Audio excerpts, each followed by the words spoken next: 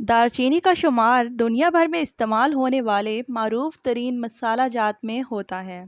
इसकी महक रोए ज़मीन पर मौजूद बेहतरीन खुशबुओं में जानी जाती है। दालचीनी की पैदावार दुनिया के मुख्तलिफ ममालिक में होती है। दालचीनी कैल्शियम, रेशे और मैग्नीज से भरपूर होती है। ये सेहत के लिए बहुत से फ़वाइद की हामिल है, ताहम इसका बकसरत इस्तेमाल सेहत के लिए ख़तरनाक मसाइल का सबब बन सकता है। दालचीनी के ज़्यादा इस्तेमाल से दिल की धड़कन तेज़ हो जाती है। इस वास्ते दिल के मसाइल से दो चार अफराद को दालचीनी के इस्तेमाल से ख़बरदार किया जाता है। दालचीनी ज़्यादा खाने से इंसानी जिस्म का दर्जा हरारत बढ़ जाता है, लिहाजा जिस्म में किसी भी इन्फेक्शन के मुतासरा अफराद को डॉक्टरों की जानिब से मुतनबा किया जाता है कि दालचीनी का बहुत ज़्यादा इस्तेमाल ना करें।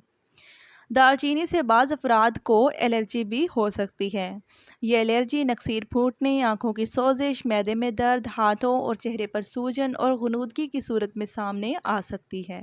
और तिबी मतालों से ये बात साबित हुई है कि दालचीनी के बकसरत इस्तेमाल से खून में शक्कर की सतह कम हो सकती है, जिसके नतीजे में आम इंसान को चक्कर आ सकते हैं।